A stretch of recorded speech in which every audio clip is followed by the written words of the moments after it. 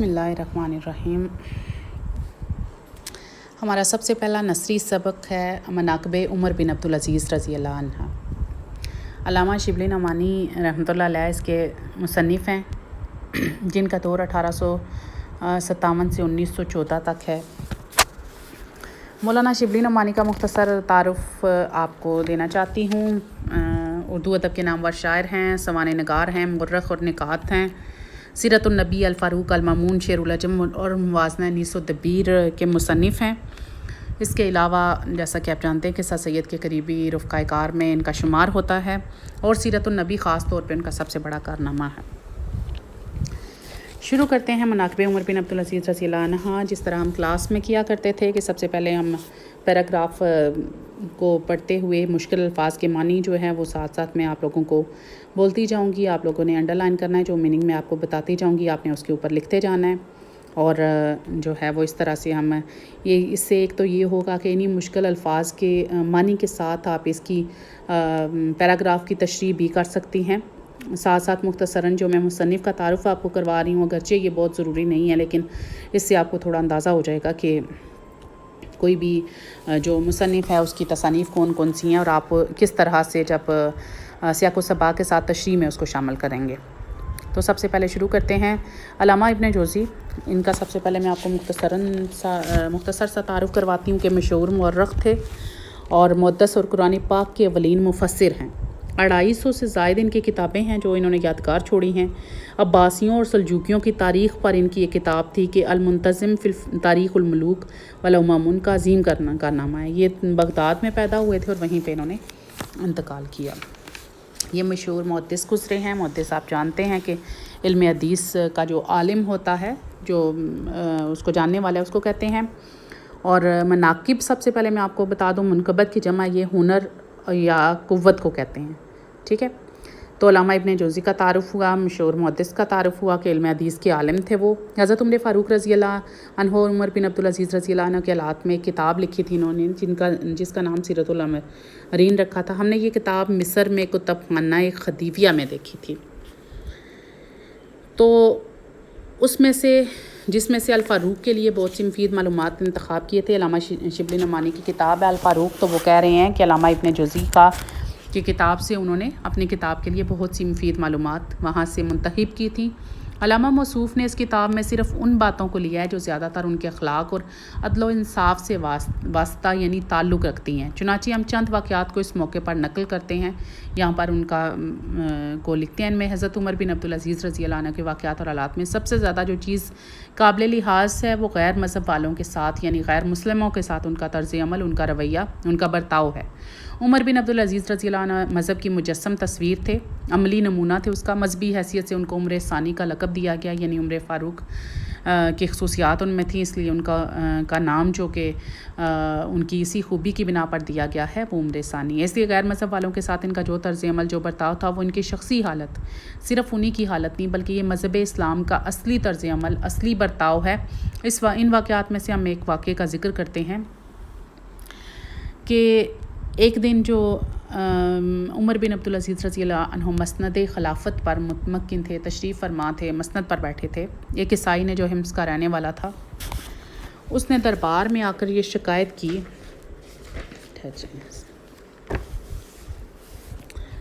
اچھا جی، اس نے حمص کا میں آپ کو بتا دوں کہ یہ مصر کا ایک علاقہ ہے۔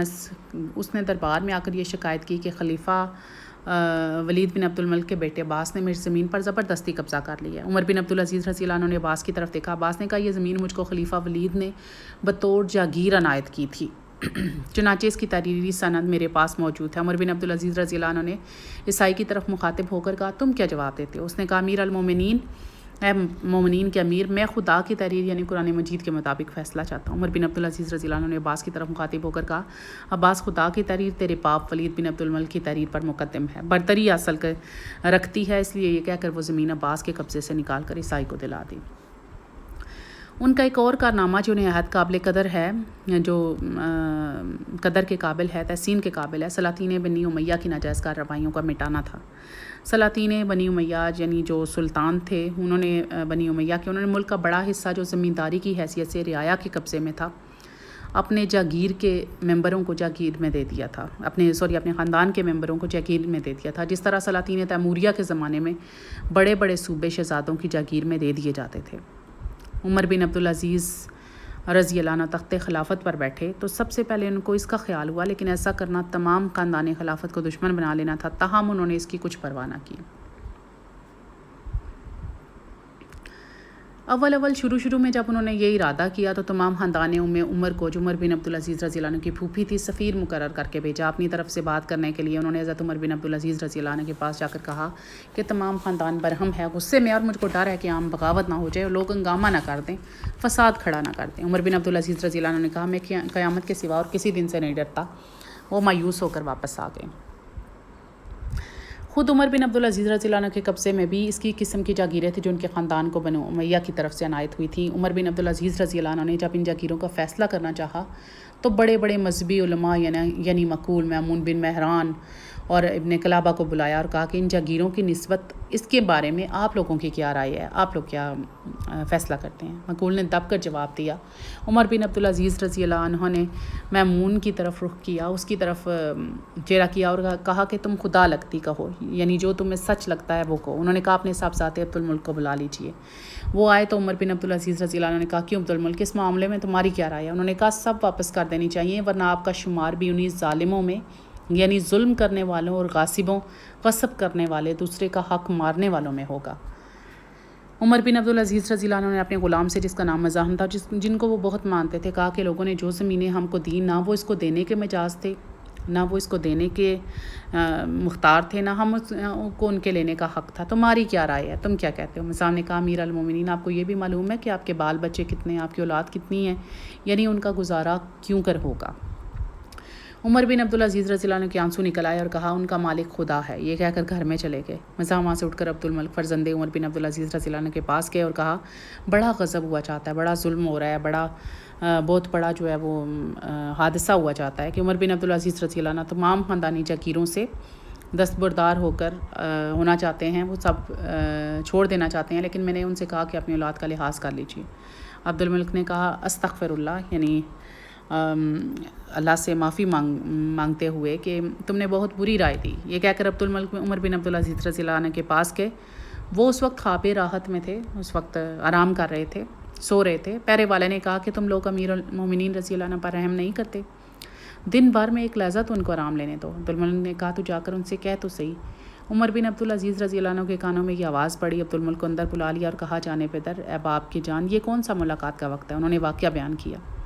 عمر بن عبدالعزیز رضی اللہ عنہ نے کہا میں نماز ظہر کے بعد منبر پر چڑھ کر اس کا اعلان کروں گا۔ عبد الملک نے کہا اس کا کون ذمہ دار ہے کہ آپ اس وقت تک زندہ رہیں گے؟ غرض اس وقت عمر بن عبدالعزیز رضی اللہ عنہ باہر آئے، شہر میں منادی کرا دی گئی، اعلان کرا دیا گیا کہ لوگ مسجد میں جمع ہوں۔ عمر بن عبدالعزیز نے منبر پر چڑھ کر کہا صاحبوں، میں ان تمام زمینوں کو جو لوگوں نے ہمارے خاندان کو دی تھیں واپس کرتا ہوں، کیونکہ نہ دینے والوں کو دینے کا حق تھا نہ ہم کو لینے کا۔ یہ کہہ کر جاگیرات کی جو سندیں تھیں صندوق سے نکلوائیں اور کینچی سے کتر کتر کر ان کو پھینکنا شروع کیا۔ یہ جاگیریں کچھ یمن میں تھیں، کچھ یمامہ میں تھیں۔ چنانچہ سب سے پہلے ان زمینوں سے دستبرداری ظاہر کی۔ عمر بن عبدالعزیز رضی اللہ عنہ کو تمام خاندان میں اپنے ابن سلیمان سے بہت محبت تھی۔ وہ اپنی جاگیر کی سند لے کر آئے کہ میری زمین آپ کیوں چھینتے ہیں؟ فرمایا کہ پہلے یہ زمین کس کے قبضے میں تھی؟ بولے کہ جاج کی۔ فرمایا تو جاج کی اولاد کا حق ہے، تم کون ہو؟ ابن سلیمان نے کہا اصل میں یہ زمین عام مسلمانوں کی تھی۔ عمر بن عبدالعزیز رضی اللہ عنہ نے کہا تو عام مسلمانوں کو ملنی چاہیے۔ ابن سلیمان رونے لگے۔ مزاحم نے کہا امیر المومنین، آپ ابن سلیمان کے ساتھ یہ برتاؤ کرتے ہیں؟ فرمایا ہاں، میں ابن سلیمان کو اپنے بیٹے کے برابر چاہتا ہوں، لیکن میں خود اپنے نفس کے ساتھ یہی برتاؤ کرتا ہوں۔ بنو امیہ کے دفتر اعمال میں، ان کے اعمال نامے میں سب سے زیادہ قوم کو برباد کرنے والا یہ واقعہ ہے کہ انہوں نے آزادی اور حق کوئی کا استحصال کر دیا۔ انہوں نے آزادی اور حق کوئی کو جڑ سے اکھاڑ کر پھینک دیا تھا۔ عبد الملک نے تخت پر بیٹھ کر حکم دیا تھا کہ کوئی شخص میری کسی بات پر روک ٹوک نہ کرنے پائے، یعنی کوئی تنقید نہ کر سکے، کوئی کسی بات پر روک نہ سکے، اور جو شخص ایسا کرے گا سزا پائے گا۔ اگرچہ اس پر بھی آزادی پسند عرب کی زبانیں بند نہ ہوئی، تاہم لیکن بہت کچھ فرق آ گیا تھا۔ عمر بن عبدالعزیز نے اس بدعت کو بالکل مٹا دیا۔ بدعت کہتے ہیں دین میں کسی نئی چیز کو جاری کرنا، کوئی نیا کام کرنا۔ دو نہایت متدین کہتے ہیں دیندار، معاملے کو سمجھنے والے اور بات کے سچے، اور راست باز یعنی سچے شخص اس کام پر مقرر کیے کہ عدالت کے وقت ان کے پاس موجود رہیں اور ان سے جو غلطی سرزد ہو، جو غلطی ان سے ہو تو فوراً ٹوک دیں، انہیں روک دیں۔ ان کے اس طرز عمل سے لوگوں کو عام طور پر جرأت ہو گئی تھی اور لوگ نہایت بے باکی سے بغیر کسی ڈر یا خوف کے ان کے اقوال و افعال، ان کی بات اور ان کے اعمال پر نکتہ چینی کرتے تھے، تنقید کرتے تھے۔ محدث ابن جوزی نے یہ بات سند یعنی یہ واقعہ نقل کیا ہے اس ثبوت کے ساتھ کہ مسلمہ بن عبد الملک جو خاندان بنی امیہ کا دست و بازو تھا، اس کا ہاتھ اور بازو تھا، اس نے ایک گرجا کے متولیوں کے مقابلے میں دعویٰ دائر کر دیا۔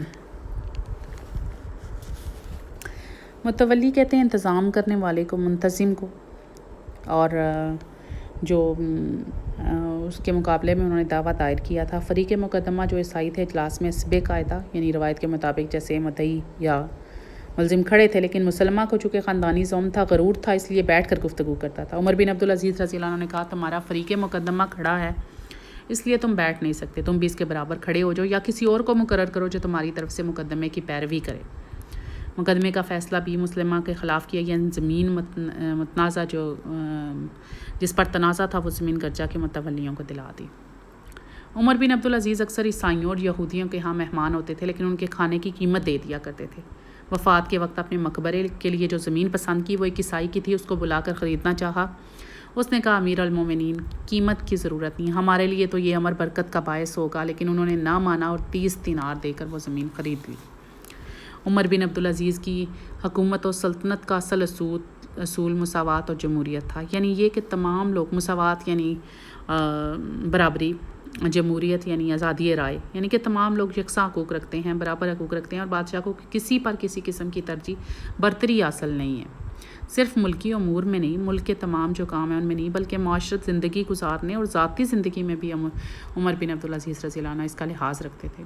ان کے کھانے کا طریقہ یہ تھا کہ عام مسلمانوں کے لیے جو لنگر خانہ تھا اس میں 1 درہم روز بھیج دیا کرتے تھے اور وہیں جا کر عام مسلمانوں کے ساتھ کھا لیتے تھے۔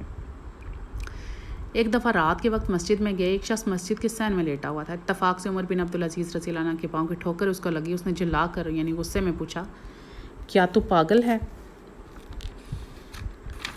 عمر بن عبدالعزیز رضی اللہ عنہ نے کہا کہ نہیں۔ پولیس کے آدمی موجود تھے، انہوں نے اس شخص کو گستاخی کی سزا دینی چاہیے۔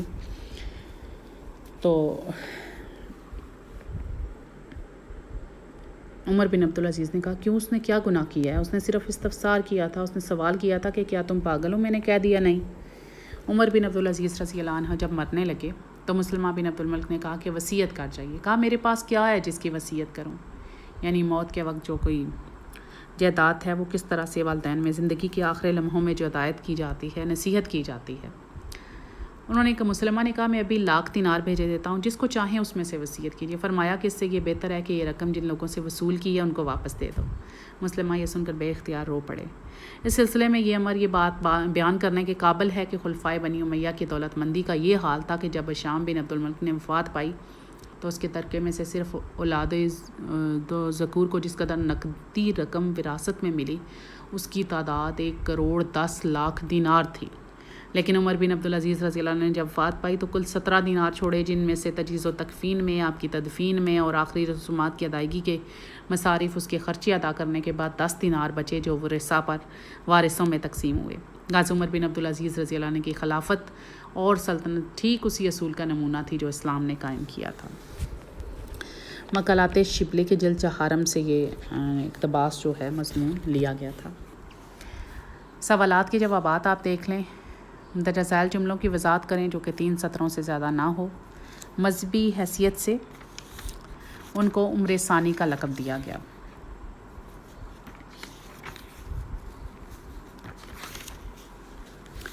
حضرت عمر بن عبدالعزیز کی سیرت و کردار میں خلیفہ دوم حضرت عمر فاروق رضی اللہ عنہ کی چونکہ جھلک تھی، اور وہ انہی کی طرح سادہ اور اسلامی اصولوں پر عمل کرتے تھے اور انہی کی طرح عدل و انصاف کے داعی تھے، اس لیے انہیں عمر ثانی کا لقب دیا گیا۔ دوسرا سوال ہے کہ ان کا ایک اور کارنامہ جو نہایت قابل قدر ہے سلاطین بنی امیہ کی ناجائز کارروائیوں کا مٹانا تھا۔ جیسا کہ ابھی ہم لوگوں نے اس کو پڑھا ہے کہ سلاطین بنی امیہ نے ملک کا ایک بہت بڑا حصہ جاگیروں کے نام پر اپنے خاندان کو دے دیا تھا، تو یہ زمینیں چونکہ پہلے رعایا کے قبضے میں تھیں تو عمر بن عبدالعزیز نے تمام جاگیریں جو ہیں وہ رعایا کو واپس کر دیں۔ تیسرا جس کی وضاحت ہم نے کرنی ہے کہ لوگ نہایت بے باکی سے ان کے قال و فعال پر نکتہ چینی کرتے تھے. تو اس میں یہ ہے کہ چونکہ خلفائے بنی امیہ نے لوگوں کو خلیفہ کی کسی بھی بات پر نکتہ چینی کرنے یا روک ٹوک سے منع کر رکھا تھا، لیکن حضرت عمر بن عبدالعزیز رضی اللہ عنہ نے اس پوری رسم کو ختم کرتے ہوئے 2 ایسے جو راست باز لوگ ہیں وہ مقرر کیے کہ جیسے ہی کوئی غلطی کریں تو وہ ٹوک دیں. اسی وجہ سے ان کی دیکھا دیکھی باقی لوگ بھی ان کے اقوال و افعال پر تنقید کرنے لگے. آخری ہے کہ عمر بن عبدالعزیز رضی اللہ عنہ کی حکومت اور سلطنت کا اصل اصول مساوات اور جمہوریت تھا. حضرت عمر بن عبدالعزیز نے خلیفہ اور رعایا کے تمام فرق مٹا دیے، انہی کے ساتھ بیٹھتے، وہیں پر لنگر خانے میں 1 درہم روز بھیج دیتے اور وہیں پہ کھانا کھاتے تھے. آپ کی معاشرت، آپ کی جو طرز زندگی ہے وہ ایک عام آدمی کی طرح سادہ تھا.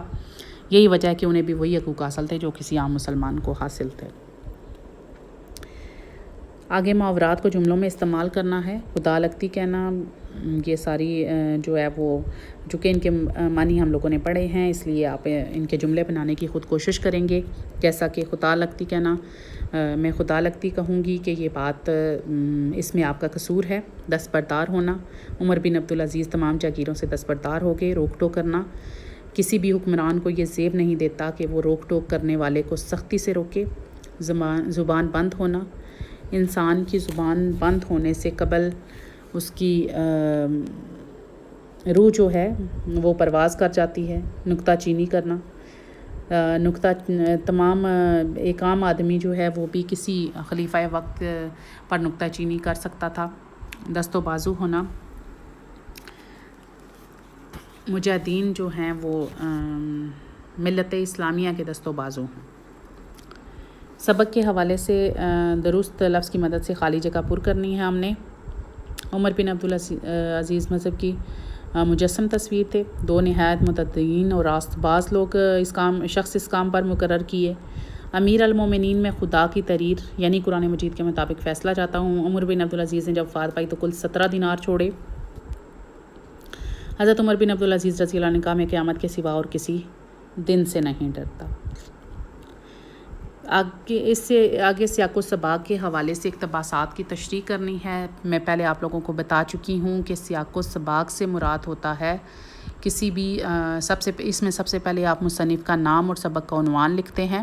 اس کے بعد آپ جہاں سے پیراگراف لیا گیا ہوتا ہے اس کا پچھلا جو تھوڑا سا ہے اس کا پس منظر لکھتے ہیں. مختصراً آپ خلاصہ سمجھ لیں جہاں تک پیراگراف شروع ہوتا ہے اس سے پیچھے تک. اس کے بعد آپ اقتباس کی تشریح کرتے ہیں جس میں مشکل الفاظ کے معنی بھی لکھتے ہیں. اور جس طرح میں نے آپ کو ابھی پڑھ کے سنایا ہے کہ جہاں کہیں پہ بھی کوئی مشکل لفظ ہے یا جہاں کہیں پہ کوئی تاریخی لفظ ہے یا کچھ چیزوں کی وضاحت ہے وہ آپ نے اس میں کرنی ہوگی. تو یہ تینوں پیراگرافس ایسے ہیں جو آپ کا ایک طرح سے ہوم ورک ہوگا، آپ کی اسائنمنٹ ہوگی اور آپ نے اس کو بنانا ہے اور پھر مجھے سینڈ کرنا ہے. Thank you.